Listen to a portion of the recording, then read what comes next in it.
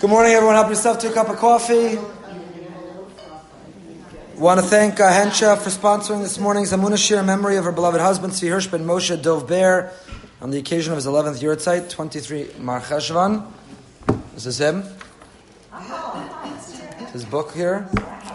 Very special individuals. Neshama should have an aliyah. Amen. Certainly a person who personified the midah that we're learning about. Okay. We are on page Samach Daled, the top right. Everyone have a copy? Welcome, new faces, new people. It's great to see you.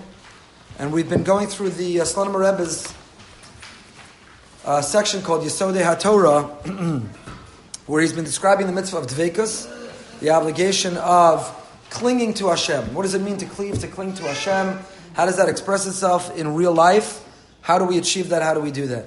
So we talked about the idea that when we rely on, when we lean on, when we live life with a mindfulness that whatever's happening is not random, it's not chance, it's by design, it's for a reason, then we realize that we cling to Hashem, we stick with Him. The root of Dveikus is devek, glue. That when we use glue to stick with Hashem, that Hashem has our back, and we stick with Him no matter what's going on through thick and thin. Kiyam mitzvah zui avoda kasha b'chol inyanei avodas Hashem. Is this what we're up to? No. The bottom right we're up to. Sorry. Hinei b'sifrei u'mesachas ksuvas. Everyone see where we are? The bottom two lines in the right-hand column on page Samach Daled. The Medrash Sifrei and the Gemara in Ksubas Daf Kuf Yud Aleph Dirshu al Pasuk Zeh v'chi efshali davik b'shchina. The Pasuk says v'davka bo u'bo tidbak. We have it expressed in a number of different ways. The obligation to cling to Hashem, stick to Hashem, which is different than emunah bitachon. Let's just reiterate for a moment, what is the difference between emunah, bitachon, and dveikus? Shani, don't worry about it. The difference between emunah, bitachon, and dveikus. Emunah is in the abstract.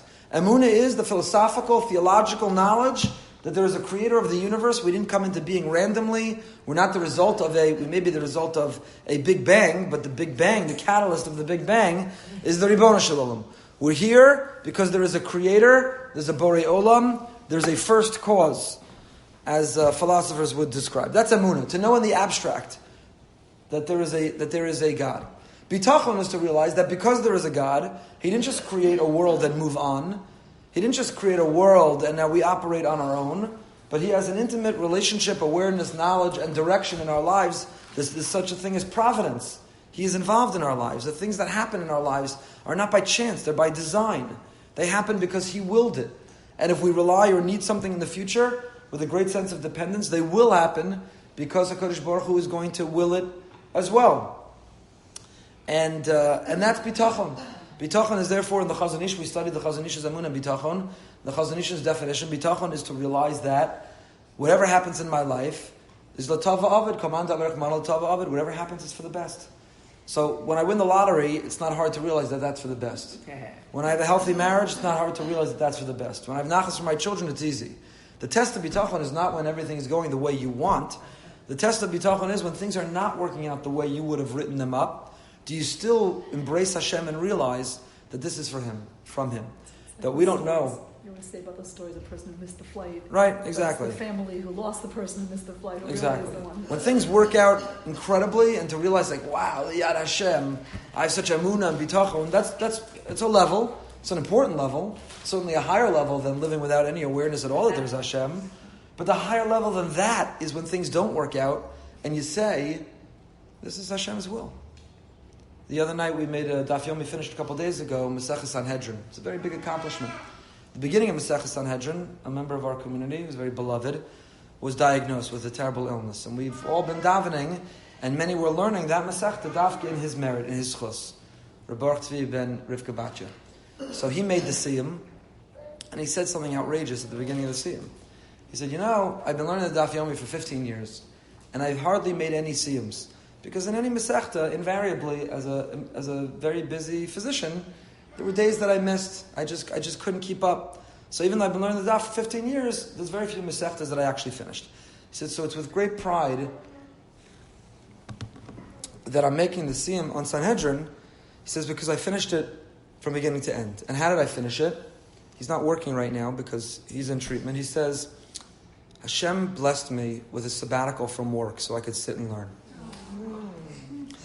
So that's bitachon. Hashem blessed you. To see it in that perspective, I was given a sabbatical. That was his word. I was gifted a sabbatical that I can sit and learn, so I was able to finish all of Maseches Sanhedrin and learn the daf several times each day. It's just mind-boggling. It's mind-boggling. So Emunah is to know that there's Hashem, but you know how many people there are who know that there's a God, and in their daily lives, they're miserable, and where is God, and there is no God, and why is this happening, and so on and so forth.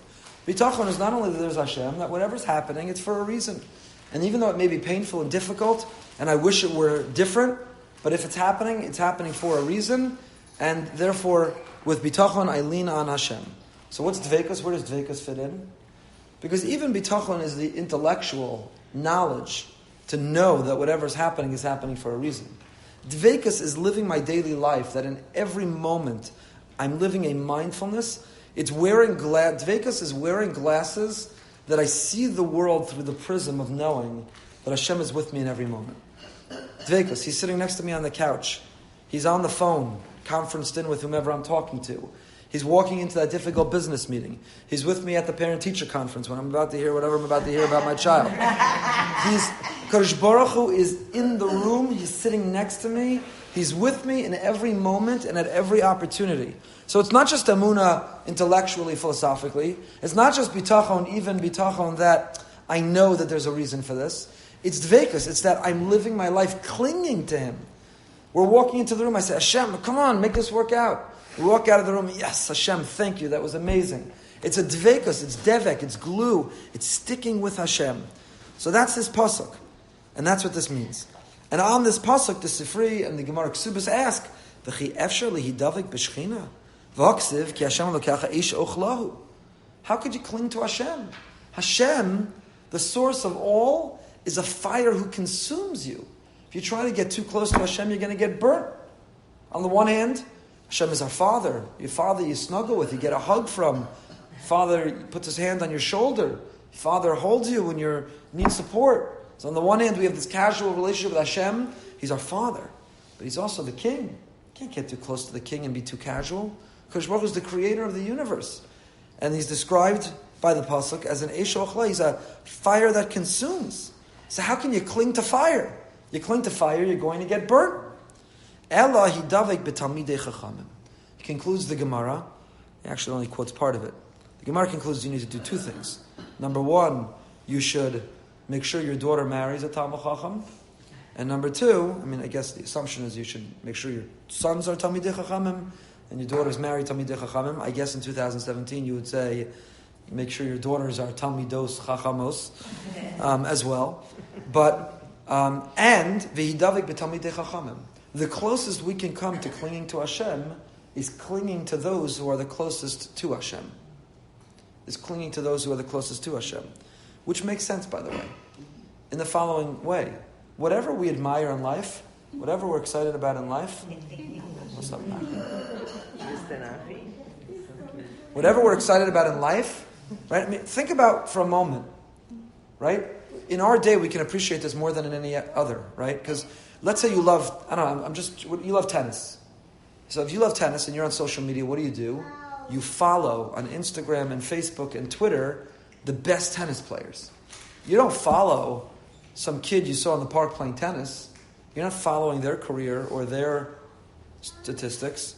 You find the best in any area, whether it's finance, art, archaeology, whatever area of life that you're into, you find that person and you follow them, you cling to them, you connect with them. As if somehow through osmosis it'll be contagious and it'll improve you. But whatever you value, whatever you like sports, you've memorized the RBIs, you know the box score of every team. You like theater, you like ballet, you like recipes, you like, I don't know what. You like braids. In today's day and age, whatever you like, you can go online and find the best of that area that you like, and you literally, ubo tidvak, you cling to them. You literally, the language we use is you follow them. You like them, you follow them, and so on. I don't know what's it called on Instagram. Follow? A follow? So the Gemara is saying, if you value Torah, if you value Emunah and Bitachon, if you value living a life with the mindfulness of faith of connecting to Hashem, then he davik b'talmidei chachamim. Then your Instagram and your social media should be filled with following talmidei chachamim. Then your life should be filled with listening to the Divrei Torah of talmidei chachamim. Then you should try to connect and be in the presence of talmidei chachamim. The Rambam writes it in the 6th chapter of Hilchos Deos. Mitzvah saseli davik bit chachamim v'talmideihem. Kenyan shnemar ubo tidbak. Now you say, like, it doesn't really make sense. Right? One would think intellectually, my job is to be a Talmid Chacham myself. How does it help me to connect to Talmidei Chachamim? My job is to be a Talmid Chacham. Learn Torah, be righteous, have virtue, be knowledgeable, succeed, excel in Torah. That's my job. I can somehow cling to Hashem. I can fulfill the mitzvah just by hanging out with Talmidei Chachamim, by following, by listening, by reading, by watching Talmidei Chachamim. How does that work? And yet the Rambam says, yeah, this is a mitzvah. This is how you fulfill that mitzvah. Ubo tidbak is very difficult. To cling to Hashem, to be mindful 24/7, to wear those glasses all the time, that's really hard. So what propels me? What helps me? Find Talmidei Chachamim and hang out and listen to them. I mean, is that not all Sefer Bereshis? That's what the Gemara Chazal tell us about Sefer Bereshis. Like, what are we, on this week's Parsha Dafka? Eliezer, Rivka, the storylines, the narratives of Sefer Bereshis. Yafas sichasan shel tzadikim shel talmidei chachamim. Chazal say, learning the casual conversations of the righteous is the greatest Talmud Torah, is the greatest Musar. Yes, we learn strict law, we learn halacha. Yes, we learn the Gemara, the Havayas to Abaye v'Rava, we learn the intellectual back and forth analysis of how we derive the law. But Yafa Sichasan Shel Talmidei Chachamim, you know what a Sicha is? Sicha is a casual conversation. I've had the privilege, really, one of the greatest privileges of being a rabbi is having access to great rabbis.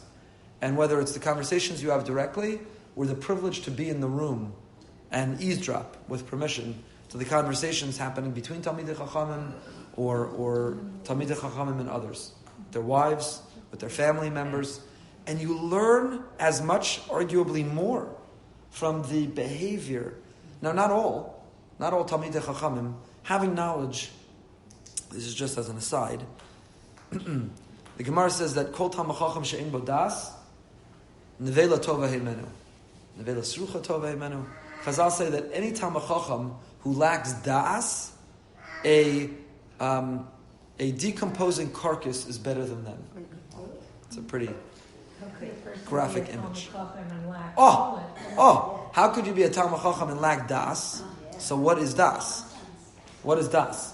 Is it das or da'as? So Rav Hutner explains, Dayan, Dalad, Ayin, Tuf. Das.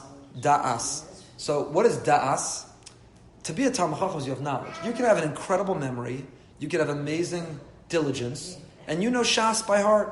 You know Shas Uposkim by heart. You know Kol Torah Kula by heart. That doesn't give you emotional intelligence. That doesn't give you common sense. That doesn't give you a feeling heart, a leiv ladas, as the Torah describes. So you could be a Talmid Chacham balak das. Rav Aaron Lichtenstein Zatzal has an essay about this. He tells a story that when he went to pay a shiva call to his Rebbe, Rav Hutner, and right before him there was a very prominent, world-famous Rosh Hashiva who had just walked out.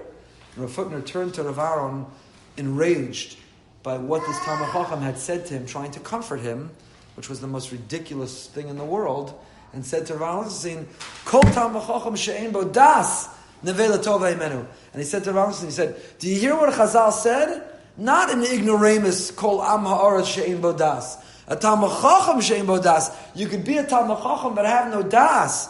You could be a Talmid Chacham but be callous, but have no emotional intelligence, but have no feeling heart, but have no common sense, but have no way how to take all of that wisdom and employ it in the world.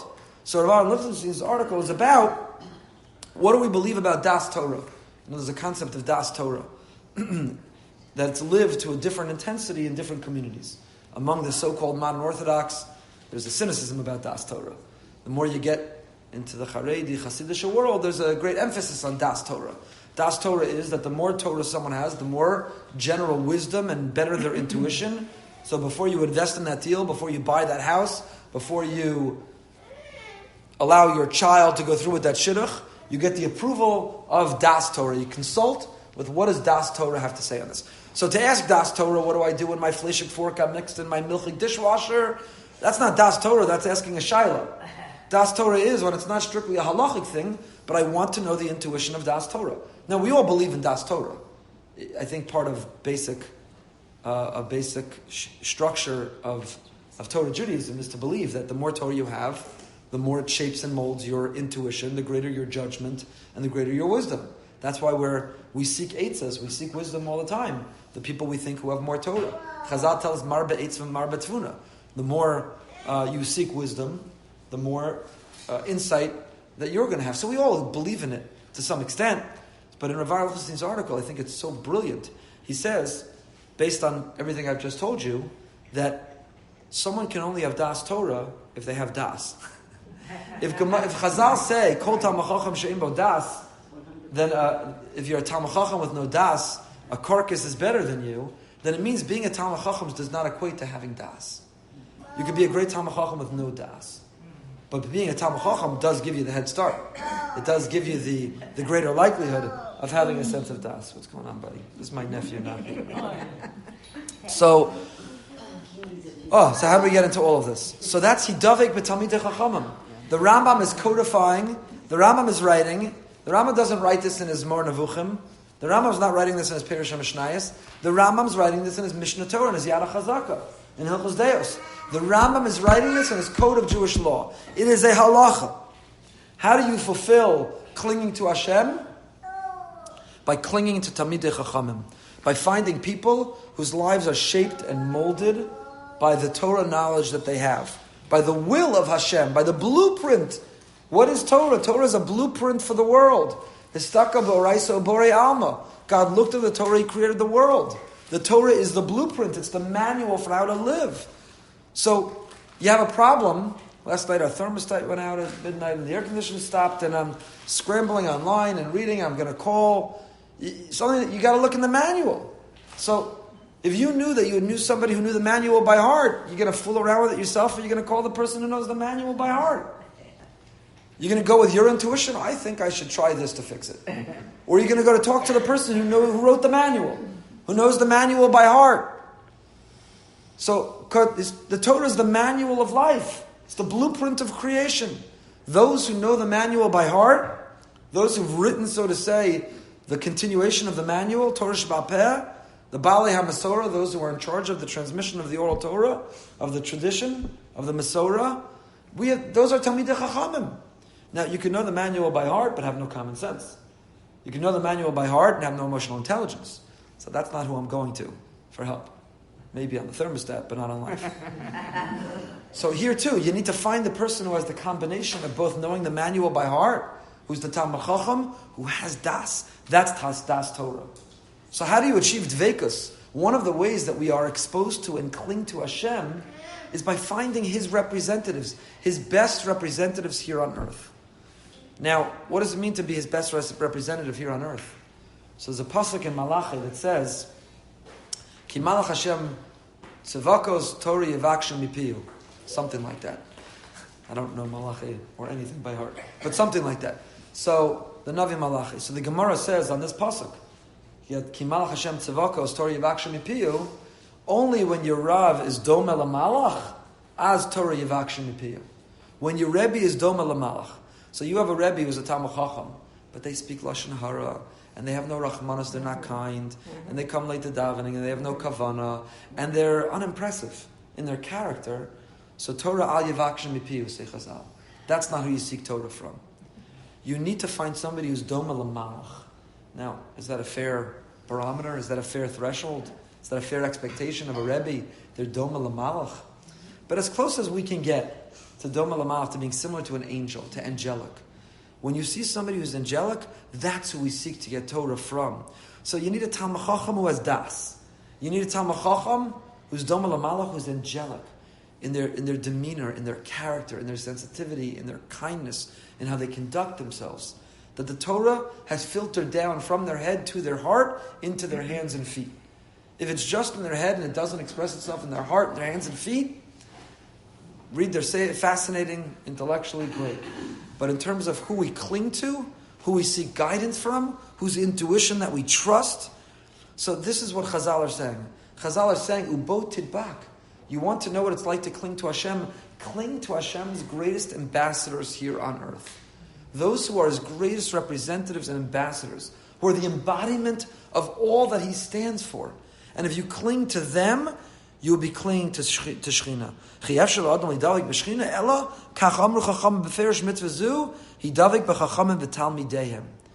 And I have to tell you, when I've been exposed to some of the greatest rabbis, I was at a wedding a couple weeks ago, and Rav David Cohn, the Gvul Yavitz, great Talmid Chacham in Brooklyn, was there. We had the privilege of hosting him for Shabbos several years ago. And Ubo Tidbak, I spent the whole wedding, like I was like the paparazzi, I was like the, what do you call it? The groupie. I was like a groupie. I was waiting for him to be like, no, nudnik, like get away from me. But I just spent every second I could. I sat next to him at the chuppah and I walked him through the bedekin, and I was asking him shilas, I was talking to him and learning. But more than any of that, his smile, his kindness, the way he held my hand, his character.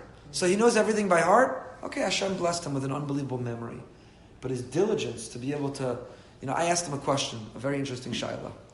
It's a kilayim shaila. It doesn't come up a lot.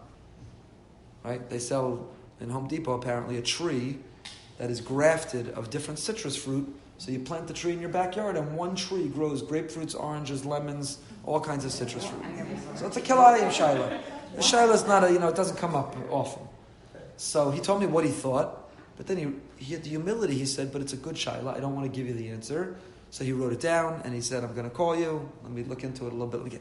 There's just, you spend time with someone, I walk away with goosebumps.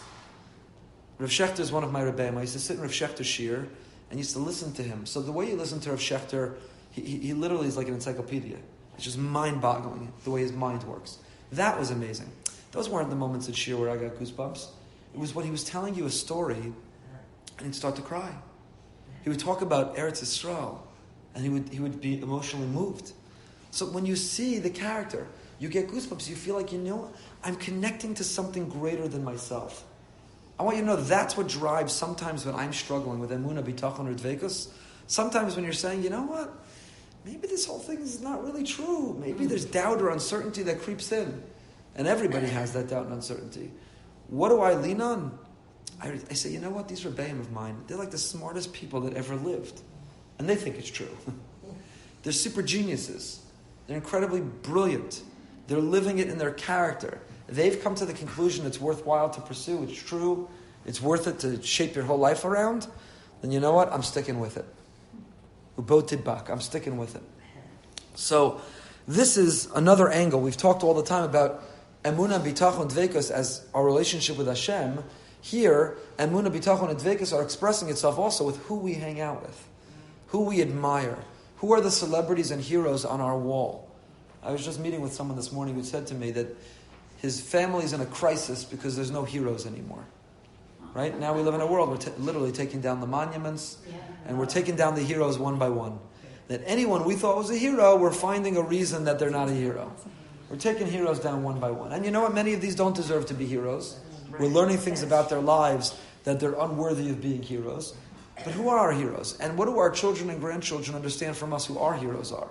Who do we admire? Who are we excited to see and get a picture with, to have their autograph, to have access to? Whose poster literally or figuratively hangs on our wall? Ubo tidvak is to be hidavek betalmidei chachamim. You have to cling to talmidei chachamim. Our children, we ourselves have to walk into the house and realize, in my office, if you've ever been in my office, I have Yaakov Lyons, a member of our community, very generously has lent me. He has a collection of hundreds of kisvei yad, letters from different great tzaddikim, and he framed them with their picture. And I have in my office, and I always describe, they keep me company. And I cannot tell you how many meetings I have, which afterwards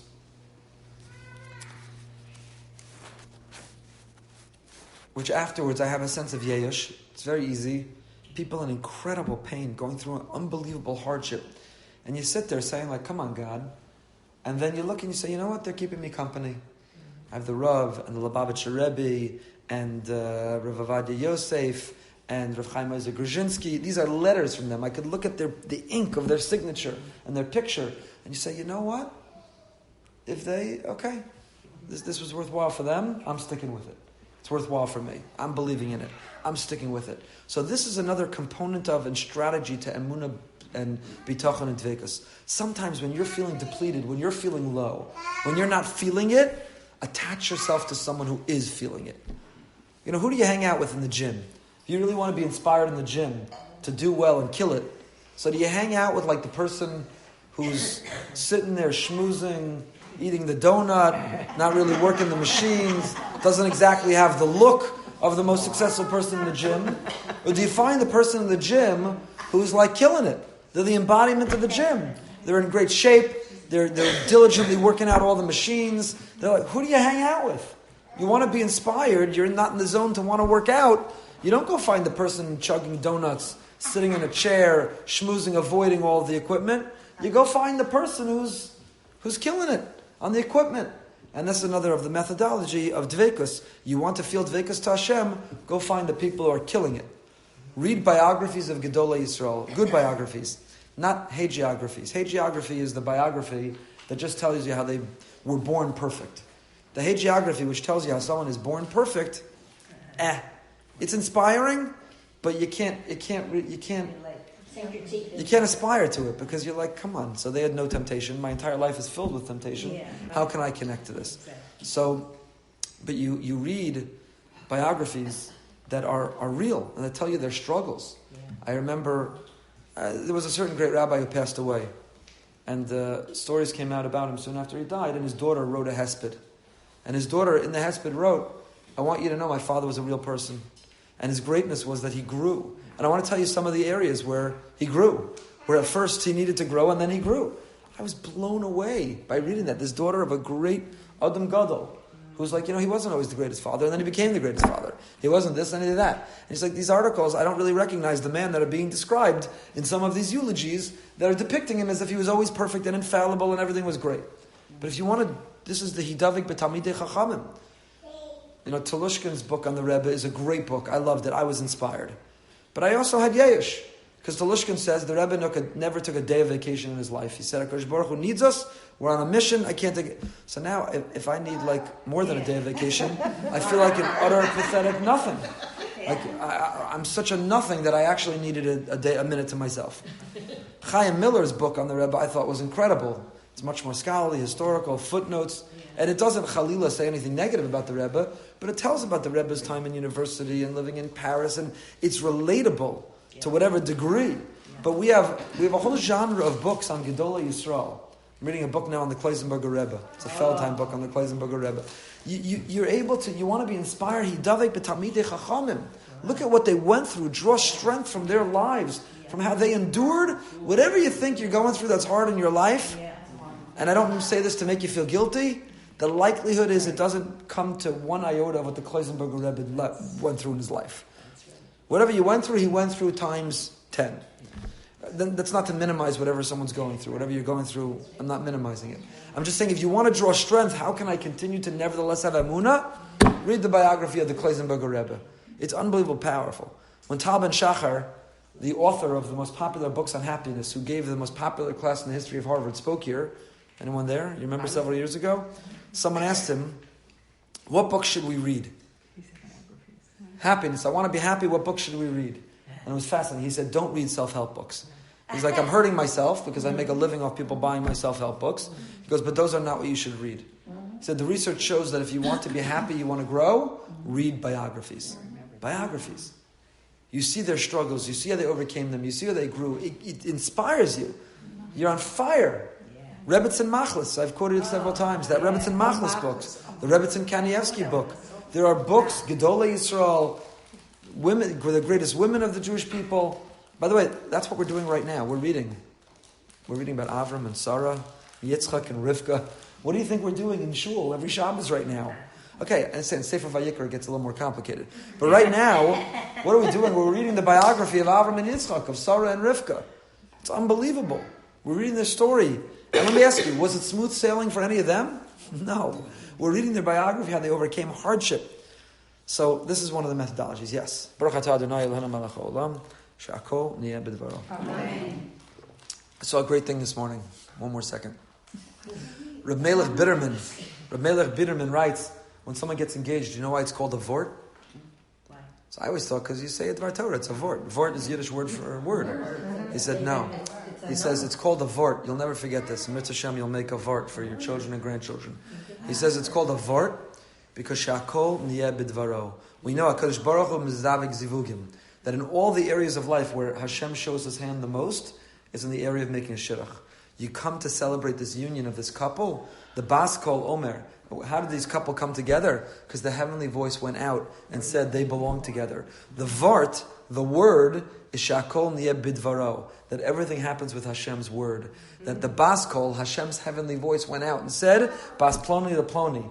The reason this couple came together is because Hashem's heavenly word went out to say they belong together. So the Vort is not my Dvar Torah I'm saying there. The Vort is we're celebrating that Hashem said, Bas Ploni the Ploni. This Chassan and Kala belong together. What a miracle that they're here. Shakol Niyeh B'dvaro. Okay, yes. I wanted to ask a question and then say something. Sure. When we went to Das and all the examples that you gave. Yeah, half an hour ago. Yeah. Right. I'm sorry. I was on such a roll. I couldn't No, stop. I know, Yeah. that's good. I was just wondering whether we can simply summarize it as knowledge of Torah and a genuine kindness that permeates your comportment in how you relate to people. I think they go together. Torah is designed to mold and shape Right, but that's what you're us. saying when you say 100%. emotional intelligence. I'm trying to Correct. make it simple. Just kindness and warmth. And Well, it's a little more than that. I'll tell you why. You could be a Talmud Chacham, you could be kind and warm, but you have no common sense. So you could pay a Shiva call where you're a Talmud Chacham, where you're kind and warm, but you said the stupidest thing because you have no common sense. common sense is street smart. Das is common sense. Das is common sense. You can know Shas Bal Peh, but lack common sense. Common sense. It's natural. It's complicated. Yes. Okay, so the other thing I want to... Hold on 1 second. I'm sorry. I wanted to mention a book that you talked about inspiring books and inspiring biographies. Yeah. Harav Pinchas Hirschsprung Sure. wrote a book. He kept a diary of the first few years of the Holocaust, and then he escaped to Shanghai. His book is called A Veil of Tears. Just came out recently, didn't it? Yes, it's on Amazon. Yeah. And with every incident that took place in the early years, he's reminded of something in the Chumash and the Gemara and the Tanakh, and Right. he brings in a quote to make an exact parallel comparison. Beautiful. After reading literally many hundreds of books on the Holocaust, This one did it for you? Beautiful. was the most Okay. inspiring ever. That's good. Amazing. Amazing. Hmm? Veil of Tears? We'll have to check it out. Thank you. Thank you. A Veil of Tears by Hirsch. Rav Hirschsprung was such a great Talmud Chacham. He was maybe the last one or the most recent one who could do what was called the pin test. I think Rav Shechter describes, he saw him do it. The pin test is, you take any Masechta of Gemara, you take a pin, and you put it through the book, and he can tell you on every page what word it went through. That's that level of memory, photographic memory. But he wasn't just a Talmud Chacham, he had das. I knew him because he was close to my parents. Yeah. And I went to him with shilas and personal issues. Big Talmud Chacham, yeah. His warmth and his humility, he Right. made you feel that Tremendous. you were important. Right. You knocked on his door and he was sitting surrounded by a million Sfards, and he'd say, Brian, come Right. in. And I would sit there, and he would say, no, we can't talk like that. Right. And the point of what we're learning is that experience didn't just leave you feeling close to him, it left you feeling close to Hashem. Because he's Hashem's agent, he's his ambassador, he's his representative. So you felt not only connected to him, but to his cause, which is Hashem, and that's the idea of Hidavik b'talmidei chachamim. And that's why I gave this picture of him. Because he reminds me of all the times I spent with him. Right, B'yinit Seichel. Basic Seichel. Yeah. Absolutely. Absolutely. Let's just finish this paragraph, since we didn't get through much today.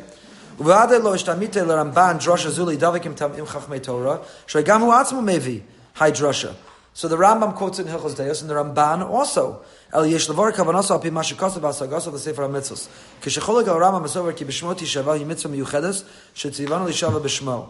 Ramban svirlei she'ein zu mitzvah miyuchedes l'shayich l'mitzvah ubo tidbak hakolas ma shadash chazal perish uludav kabo. I knew he davik b'talmidei chachamim u'b'talmideim. So the Ramban makes his comment on the Rambam in Sefer HaMitzvos, and the Rambam counts that udishava b'shmo, that when you take an oath, you do it in Hashem's name. The Ramban says everything we do is in Hashem's name, and l'dav kabo means to cling Talmidei Chachamim. V'od dorshu bo limud agada shvitov ze atamakir es misha amar vaya olam u'mizdavik bo v'hu adin l'tzivu v'shmo tishava. Ein zu mitzvah b'fnei atzmo el azhara shetishava b'shmo l'kayim ha-mitzvos v'tizaris b'zeh atzmacha. You take an oath to fulfill the mitzvos and to inject enthusiasm into your life. I just lost the place. Everything we do is in Hashem's name. Everything we do should generate enthusiasm in our service of Hashem. We should be excited. There should be enthusiasm. You have a few minutes in the car. You have a few minutes while you're baking the challah. Don't listen to some narishkeit. Put on a shir. Cling to Talmidei Chachamim. Listen. Halavai, you could, tune into Sichas Chulin. If you could even listen to their casual conversation, you'd grow from that. V'lishava b'shmo l'kayim es ha-mitzvos michal zeh yavel advekus. Harishitaso berura she'ikra ha-mitzvah ubo tidbak hu inyan advekus b'Hashem. V'advekus l'tamei chacham mi'achas ha-peulos v'eshtadlus she'mechuyev lasos b'zeh.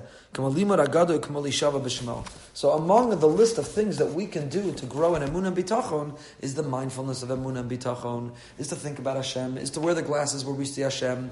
But on that list of things we can do, and that's the essence of what we spoke about today, is also to cling to the greatest agents and ambassadors, to the malachim, to those who are angelic, not only in their knowledge, but also in their character. And when we connect with them, we walk away feeling connected to their cause, to something greater, to Hashem Himself. Thank you, Hensha, for sponsoring. If you'd like to sponsor, if you want to sponsor a week or sponsor the entire year of the Emunah Shir, please reach out to Linda.